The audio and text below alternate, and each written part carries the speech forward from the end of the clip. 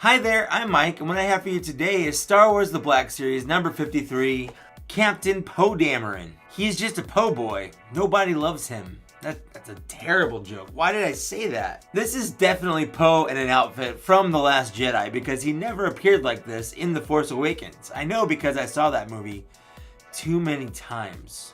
What we know about Poe from the first movie is that he's the best pilot in the Resistance, and he had information that he gave to a droid at one point. That's about it. He is a pretty good pilot though. There was that one scene where he shot all the things. But what about episode 8? What's in store for Poe in episode 8 besides maybe a date with Finn?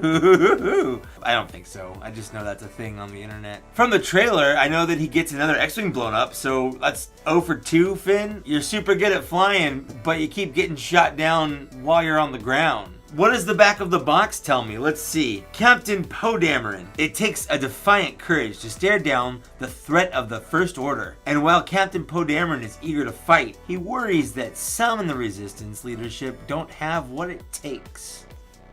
That doesn't really say a whole lot. Let's get this figure out of the box.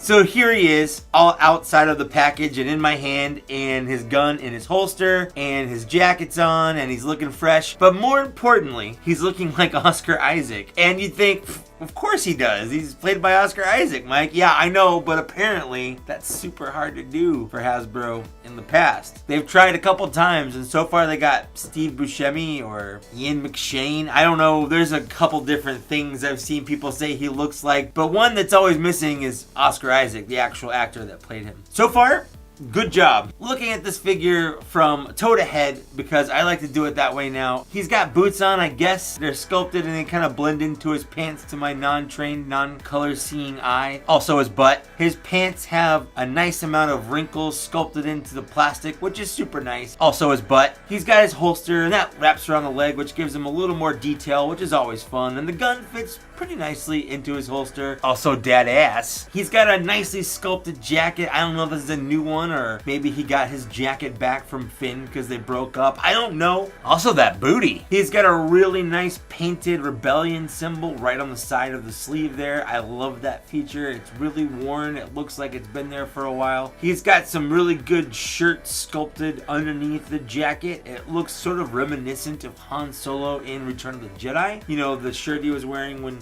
I guess he was wearing under his Bespin outfit. Actually, his whole outfit sort of reminds me of Han Solo's Bespin outfit. I don't know what it is. I think it's not as blue as Han Solo's outfit was. He's also missing the stripe down his leg. But just the pants, jacket, shirt combo, I don't know. It just gives me that vibe, I guess. Seriously, check out this butt. Moving up from his shirt, we have his spot-on Oscar Isaac face, and what a handsome face that is. His chin is sculpted to look like Oscar Isaac's. Also his butt. His lips are sculpted to look like Oscar Isaac's. Also his butt. His nose is sculpted to look like Oscar Isaac's. Also his butt. His eyes are sculpted to look like Oscar Isaac's. Also his butt. His hair is sculpted to look like Oscar Isaac's. Oh, and did I mention his butt? It's sculpted. Seriously, check out this butt. Across the Black Series, there have been a couple of figures with nice butts, mostly girls. I would say that far and away, this is the nicest dude butt I've seen sculpted in this line. I don't want him to be Captain Poe Dameron. I want him to be Captain Poe Dameron. It's just there. Look at this thing. Moving on from Captain Poe Dameron's posterior, the butt. He does come with one accessory, which is a little disappointing. I'm gonna be just upfront about that. He comes with a tiny gun, and that gun's fine. It fits in the holster, which is always fun to have a gun that fits in the holster. And it fits well in his hand, and he has a finger that's sculpted sort of to go into the trigger finger, but it's sculpted a little too short, I feel like, or the trigger's molded a little too far out. It's not perfect. You can kind of get it if you play with it a little bit, but it's fine, I guess. It's not bad. It works. And that's it. The gun does have some paint on it that shows the grip and a little bit of detailing on there, which is super nice. I mean, it's always nice when they go that extra mile instead of just giving you a hunk of colored plastic. And his articulation doesn't really hinder the ways you can pose it, which is nice. So let's go ahead and take a look at that articulation real quick. Poe's head moves side to side freely, back this far, down pretty far. He can look really sad. His arm moves out that far. It can move all the way around. He has a single jointed elbow that moves just past 90 degrees with a swivel. His wrist has a swivel as well as a hinge. He has mid-torso rotation, which does allow him to move forward that far, but not very far back because of the jacket. His right leg moves out this far, not really hindered by the holster, which is nice. Back that far, decent spread, decent ass. Upper thigh rotation, double jointed knee, ankle hinge, and a rocker. With that being Poe's widest stance with both his feet flat on the ground. The articulation is great. It's standard. The only weird thing about it is that it just has like a cut in the shirt. There's no real diaphragm, and he moves side to side and it's hindered by the jacket. But everything else actually moves pretty well. So let's wrap up this Poe review. Let's look at the goods. Great sculpt, great detailing, great butt. Finally, a Poe Dameron figure that looks like Oscar Isaac. The bads, he kind of lacks on accessories, and he's just a guy. He looks like the guy, but he's just a guy. He doesn't come with his X-Wing. He doesn't come with a BB-8. He doesn't come with any alternate hands or faces.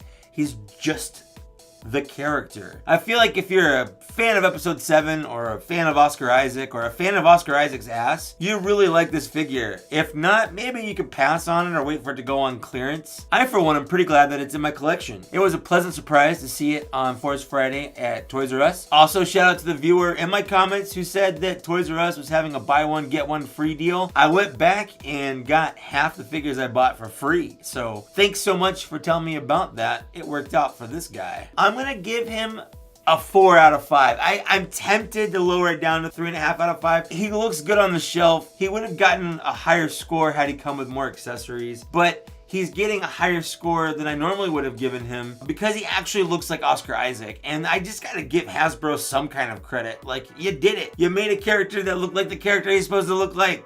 Hooray! They're trying their best. So I like him. He's good. I'll like him more when I see the movie. That's it for my review on Captain Poe Dameron. Let me know what you thought in the comments downstairs. Did you like it? Did you not like it? Did you buy it? Have you not bought it? Do you not care about it? Are you planning on buying it because you saw this? Something like that? Just let me know. I like to hear those things. Like, share, subscribe, you know, all the normal YouTube stuff. And I'll see you later. Bye. Back in the 90s, I was in a very famous TV show. BoJack the Horseman. BoJack the Horse, don't act like you don't know.